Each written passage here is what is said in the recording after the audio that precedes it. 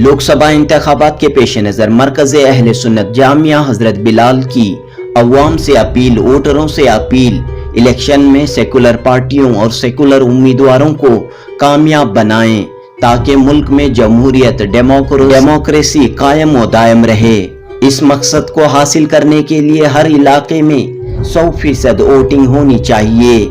अलहाजी अमीर जान की सरपरस्ती में मरकज़ अहले सुन्नत जामिया हजरत बिलाल का अवामुन्नास के लिए पैगाम।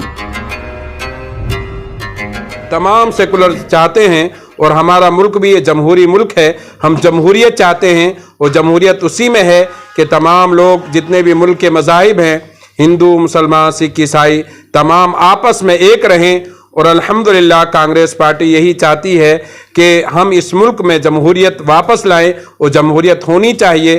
तो आज हमारे मरकज़ अहले सुन्नत जामिया हज़रत बिलाल में आप तमामी हजरात आए हैं, मैं शुक्रिया अदा करता हूं और रब की बारगाह में हमारी पूरी टीम दुआ करती है कि अल्लाह तबारक व तआला हमारे मंसूर अली खान साहब को कामयाबी अता फरमाए और हमारे मुल्क में जमहूरियत कायम रहे, सेकुलर पार्टियां जो हैं वो बरसर इक़्तिदार पर आए। बेंगलुरु सेंट्रल के कांग्रेस उम्मीदवार मंसूर अली खान, केपीसीसी के नायब सदर उबैदुल्ला शरीफ, रियासती वजीर केजे जॉर्ज के फर्जंद राना जॉर्ज ने लोकसभा इलेक्शन की इंतखाबी मुहिम के दौरान मरकज़ अहले सुन्नत जामिया हजरत बिलाल का दौरा किया।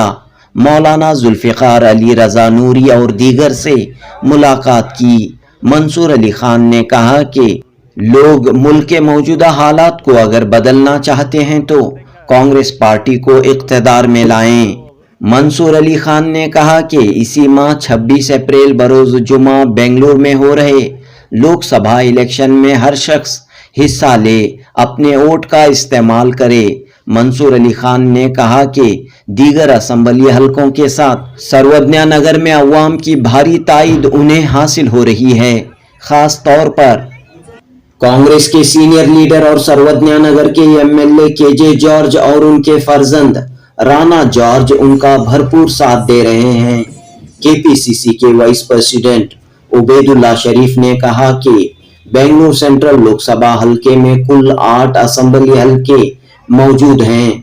इन तमाम असम्बली हलकों के कांग्रेस लीडर्स, एमएलए, कांग्रेस कार्यकर्ता एक टीम की तरह इत्तेहाद व इत्तेफाक के साथ काम कर रहे हैं। यही वजह है कि मंसूर अली खान की तमाम रैलियां, रोड शो और अवामी इजलास कामयाब हो रहे हैं।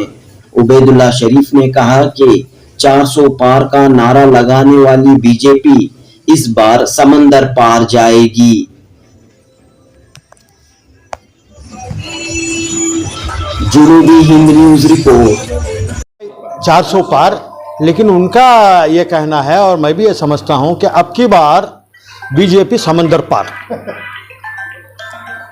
बीजेपी जो है समंदर में डूबेगी। उनके इरादे कामयाब नहीं होंगे, इसलिए कि वो जिस तरीके से मुल्क को चलाना चाहते हैं, जिस तरीके से हिंदुस्तान में हिंदू मुसलमान को जो है आपस में बांटने की कोशिश कर रहे हैं, जो नफ़रत फैला रहे हैं, उनकी नफ़रत की दुकान बंद होगी। जो राहुल गांधी ने कहा कि मोहब्बत की दुकान खोली है तो मोहब्बत की दुकान चलेगी। लोग जो है इस वक्त बेजार हो गए हैं उनके नारों से। आप पूछ रहे थे कि आज उनका मैनिफेस्टो आया है, उन्होंने मोदी की गारंटी दी है। हमेशा से जो है 2014 से जो भी मोदी ने गारंटी दी वो झूठी गारंटी है। 15 लाख रुपए आपके अकाउंट में आए, किसी के अकाउंट में आए नहीं आए, तो आज ये गारंटी उनकी कहाँ, कौन उसका भरोसा करेगा।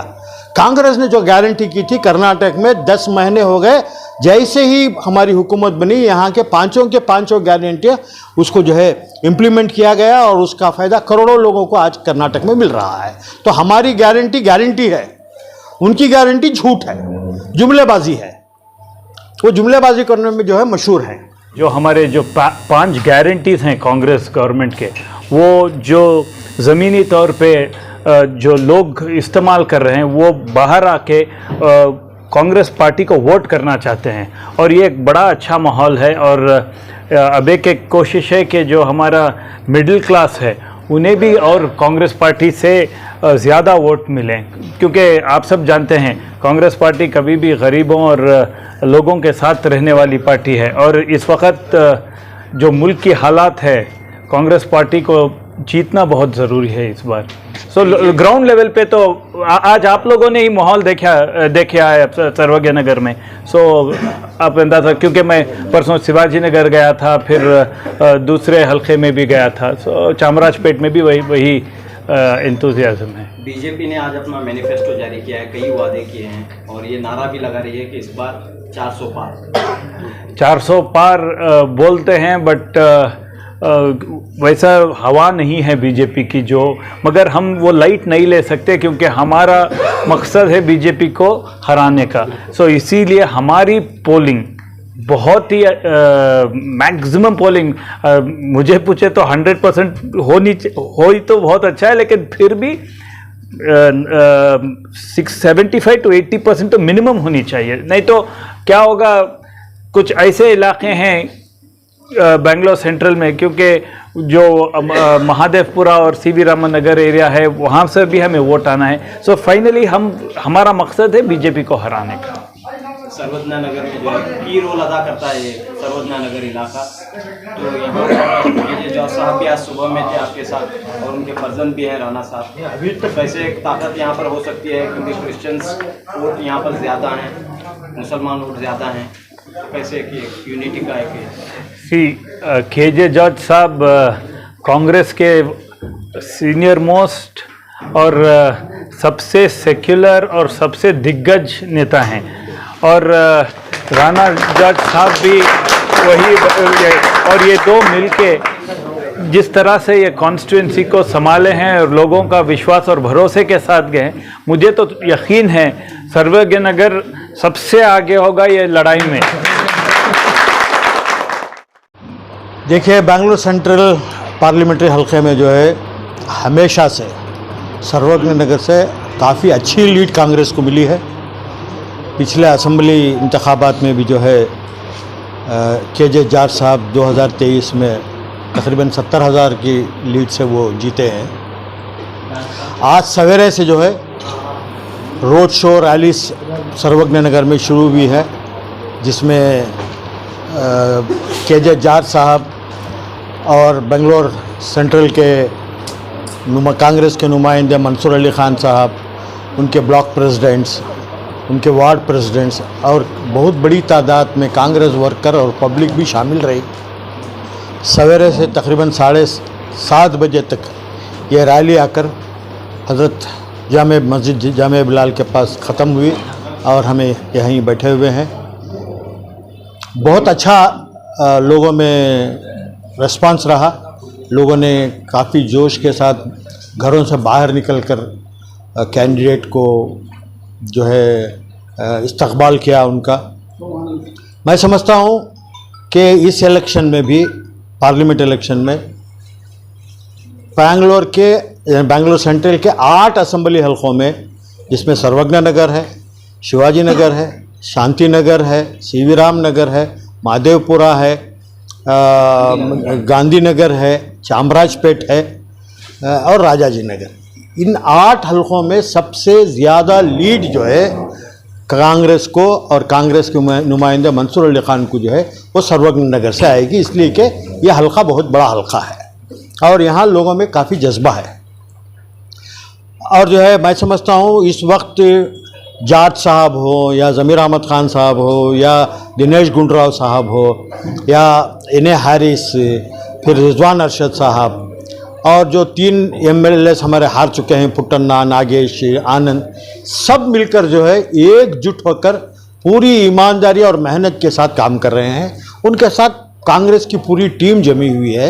एक और बात यह है कि बहुत बड़ी तादाद में NGOs, हमारे मिली इदारे, कई सिविल सोसाइटीज़ के मेंबर्स जो है इसमें बहुत बड़ी तादाद में इस वक्त बाहर निकले हैं। उनकी सोच ये है कि इस वक्त जो बीजेपी नारा लगा रही है अब की बार 40 पार, उनका 400 पार, लेकिन उनका ये कहना है और मैं भी ये समझता हूँ कि अब की बार बीजेपी समंदर पार। पिछले असेंबली इलेक्शंस में उलमाए कराम की क़यादत में वोटिंग का फीसद और बेदारी पैदा करने के लिए कोशिश की गई जी। तो इस मरतबा क्या कोशिश? देखिए, इस वक्त भी आपने देखा होगा कि इससे पहले कितने इलेक्शन हुए हैं, मालूम भी नहीं होता था, MP इलेक्शन हो जाता था और लोगों को मालूम तक नहीं हो पाता था। अभी तो ये रमज़ान का मौका भी था, शायद कि कोई मस्जिद या कोई ईदगाह ऐसी रही हो कि जहां पर पोलिंग के लिए खुतबा या इमाम ने ऐलान ना किया हो। तमाम ने ऐलान किया है कि हमको 100% पोलिंग करना है।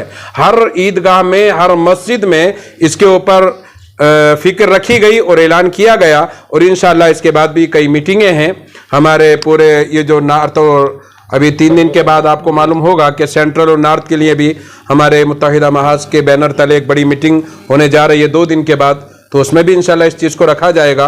उसमें उलमा भी रहेंगे, अमाइदीन भी रहेंगे और तमाम नौजवान भी उसमें रहेंगे।